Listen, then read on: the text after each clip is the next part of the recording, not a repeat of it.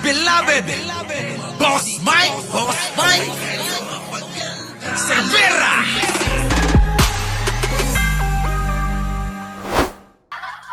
Baliktaran na ito mga kababayan ko. Ha? Baliktaran na. Unahin na natin tong buong pamilya, mga kababayan, sa isang lugar, dyan po sa Mindanao. Aba mga kababayan bumaliktad na. Ha? Bumaliktad na. Oh, eto na. Itinuturing din numanong baluarte ng mga Duterte ang probinsya ng Zamboanga del Sur.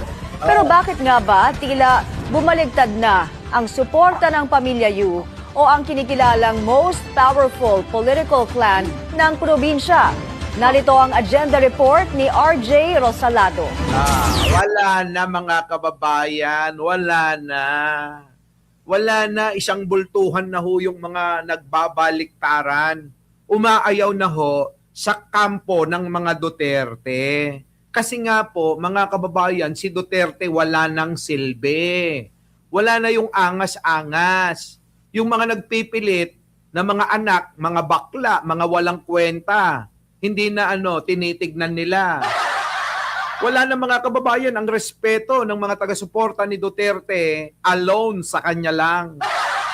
Hindi talaga kasama yung mga anak nila, lalong-lalo na kay Sara.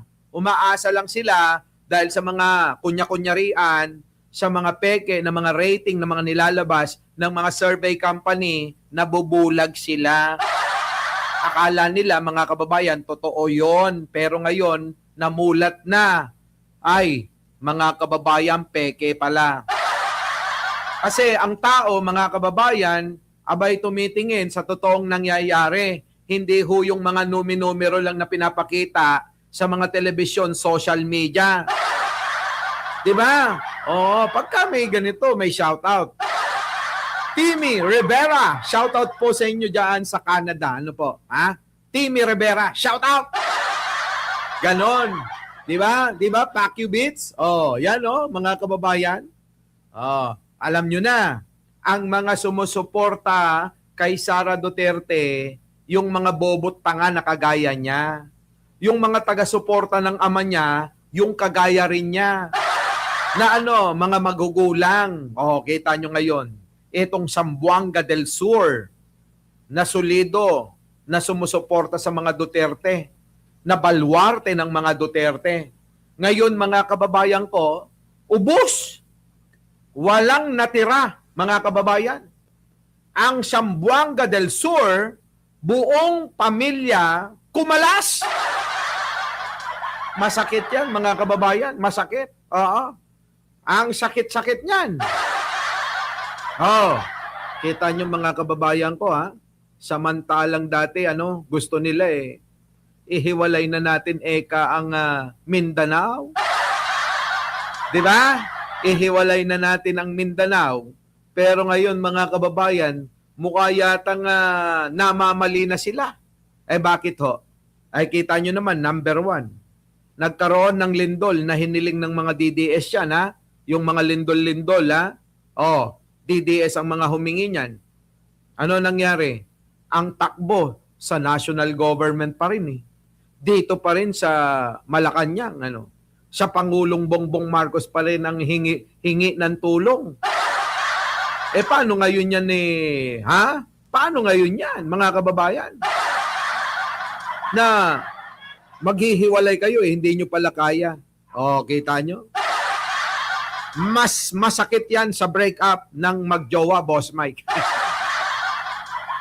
Sinabi mo pa, sobrang sakit.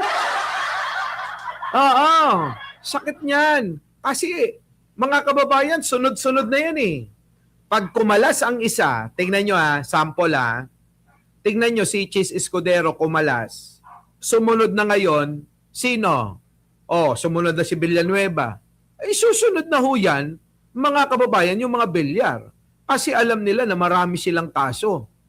Mamaya tatalakayin natin, di ba? Kaya, itong pagkakakalas ng Zamboanga del Sur, nagpapakita na ho ito, mga kababayan, ng sunod-sunod ng pagkalas. Diyan po sa Mindanao. Aayaw yan, mga kababayan, sa kampo ng mga Duterte. Nauna na ho ang Zamboanga del Sur na isa sa pinaka taga-suporta. Di ba? Oo. Lilia Paraiso Bawa. Live po ba to, Boss Mike? Hindi, replay. Oo. Di ba, Mona Luis, ano? Na nanonood sila sa Hong Kong, sila Mona Luis. Magkita-kita tayo, next week. Di ba, Elizabeth? Oo, nandyan na. Delia Rosario, si Reza Force. July, Kuya Maki. Replay tayo. Hindi tayo live, hindi ka nakahabol. Replay ito. Di ba? Di ba, Iris Joy Ramirez, Erwin na Bumatay. Iris Torre. Sa inyo pong lahat, Mary Jane Pascual, Jaquel Manila. Nako. Sa ating mga moderator dyan, paki-ano naman sila, Lolita Salazar at Tommy Cereza Force. Yung mga, bakit walang mga jacket yan, Amelia Rivera, sa inyo pong lahat. Ngayon, eto na, mga kababayan, pakinggan na natin to. Nako, grabe ito, mga kababayan ko. Talagang mas masakit pa ito sa, matapos kang pasarapin. Mas masakit ito yung pinaasa ka, mga kababayan, na talagang may patutunguhan yung inyong relasyon, Talagang pagka binengbang ka, mga kababayan, Arnold Lopez, pag binengbang ka, sarap na sarap talaga.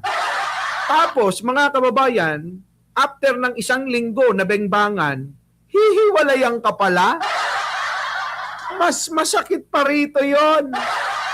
Kung masakit yon, yung isang linggong bengbangan tapos wala na, iniwan ka na at sumama na sa iba,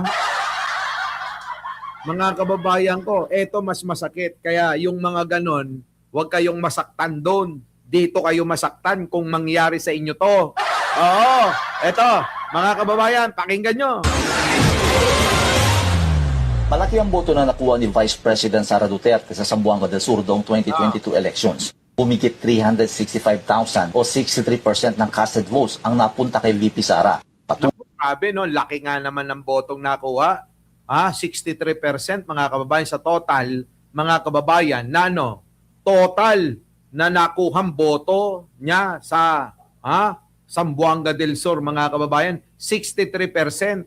Yung natira po, mga kababayan, na 37%, pinaghati-hatian na lang nung mga naiwan.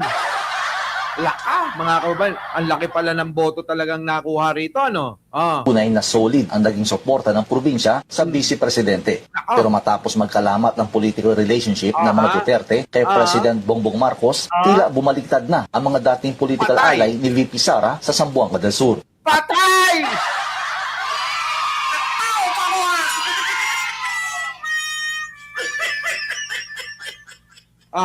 Paano na ngayon yan? Paano na ngayon ito? Alicia Duran, paano na ngayon to, Tommy? Densoy, Sakote. Wala na, mga kababayan, finish na. Kitang-kita naman, mga kababayan. Finish na. Reign forever. Wala na. Di ba? Paring Dwayne, Wala na. Wala na to. Wala na ay Chang, Benji Bernardo. Paano na mga DDS? Di ba? Kawawa naman yung mga DDS. Di ba? Belat nyo ngayon. Kita nyo, hindi mananalo ang kasamaan ninyo. Hindi mananalo ang kasamaan nila Argo. Bambina, paano na kayo ito, Argo? Wala na. Wala ng DDS. Paubos na sila. Wala na.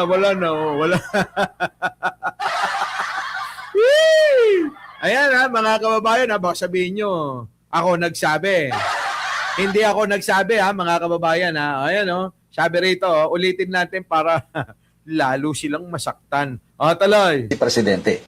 Pero matapos magkalamat ng political relationship ng mga Duterte kay President Bongbong Marcos, tila bumaliktad na ang mga dating political ally ni VP Sara sa Zamboanga del Sur. Wala na. Baliktad na mga kababayan ko.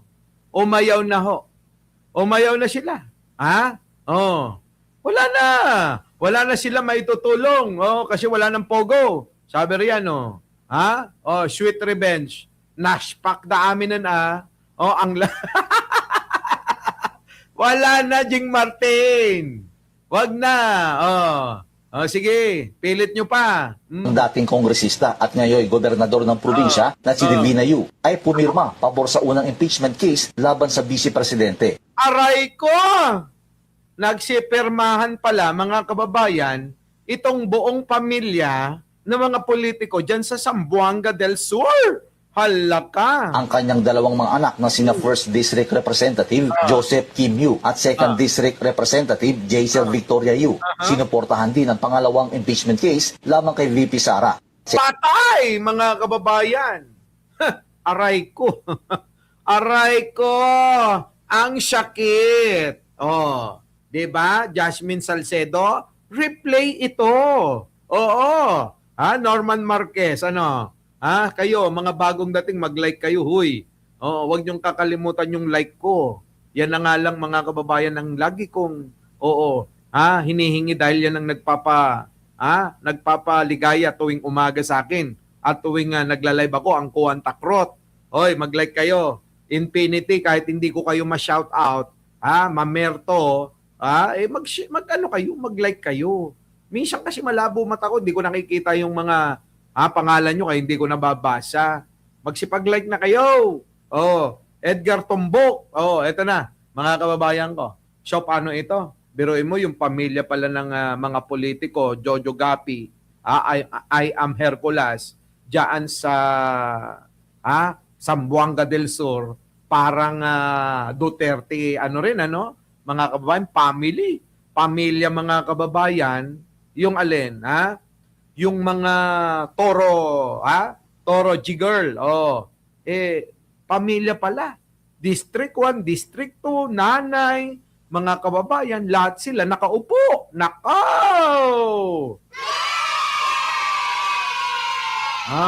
Di ba, mga kababayan ko? Paano na ngayon ito? Sige, tuloy. Isang panayam, sinabi ni Governor Yu na ang impeachment case ay isang proper legal venue para masagot ni VP Sara ang mga akusasyon laban sa kanya. Ang impeachment nandyan na yan eh. So, siguro pag-usapan nila sa Senate para ma-vindicate din si VP kung totoo ba yung mga accusation sa kanya or hindi. Iginiit din ni Governor Yu na hindi sunod-sunuran sa kanya ang kanyang dalawang anak at sariling desisyon nila umano ang suportahan ng impeachment case laban kay VP Sara. Yun naman pala eh. Yun naman pala. Hindi naman sunod-sunuran yung anak, kaya lang ayaw na talaga kay Sara. Kaya sinuportahan ang impeachment complaint. Bumoto sila ng yes. Impeach Sara Duterte. Boto nila, yes. Silang mag-iina. Tatlo sila. Tatlong yes. Landslide, mga kababayan. Dalawang distrito sa Zamboanga del Sur. Bali tatlo, mga kababayan. Ayun. Nadali, mga kababayan. Nadali ni Sara na i-impeach siya. Grabe, no? Mga kababayan, yari si Sara, dinali ng mga kaalyado. Mga kaalyado, dinali kayo. Paano yan? Susunod na yan. Zamboanga del Norte, di ba? Nandyan na rin yung Sultan Kudarat. Nandyan na lahat, mga kababayan. Sunod-sunod na. Ayaw na sa mga Duterte. Ayaw daw nila na magkaroon ng baliw na presidente. Nang tanungin kung susuportahan niya muli ang vice presidente sa 2028 national elections, tila nagpa-play safe sa sagot ang gobernador. Ayaw na. Ano naman, support for Duterte, for us dito sa local government sa 2028 pa. So sila as function nila sa Congress, decision din nila 'yon. Si Pagadian City Mayor sa Wala na, mga kababayan, di ba? Ito naman, si Pagadian. Oy, Pagadian. Pagadian City Mayor Sammy Ko ang posibleng makakatunggali ni Governor Yu sa 2028 gubernatorial race. Yan. Kilalang solid supporter din ng mga Duterte si Mayor Ko. Pero Yan. pagdating sa issue ng impeachment case, tila magkaiba ang pananaw ni Mayor Ko kumpara kay Governor Yu. On the impeachment, sana wag na lang yan ay concentrate sa ngayon kasi marami din tayong problema. Sabi rito mga kababayan, bakit ang gwapo mo pag live boy? Diyos ko, sa live lang! Sa live lang talaga, Jasmine. Nakakainis ka, ha? Oo, ay, ano pa ba na maaasahan mo? Siyempre, matanda na ang lolo mo, di ba? Oy, thank you, ha? Oh, nag-abala ka pa para sabihin yan. Ito na. Karamihan man sa mga Mindanaoan District Representatives ang sumuporta sa impeachment case laban kay VP Sara, pero tila nananatili pa rin ang simpatya ng mga taga Mindanao sa pamilya Duterte. Naku, paano alam nyo mga kababayan, ano? Tignan nyo, sabi-sabi lang yan.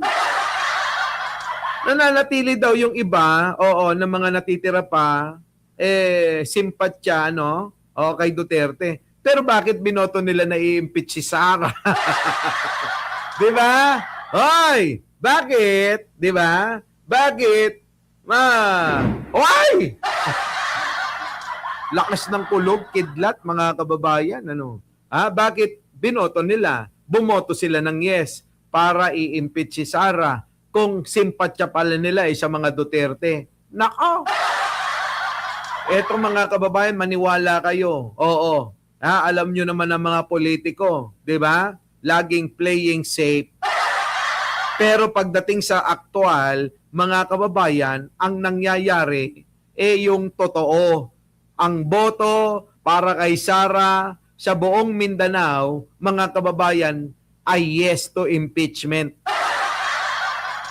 So ang matitira na dyan mga kababayan, tama sino yun?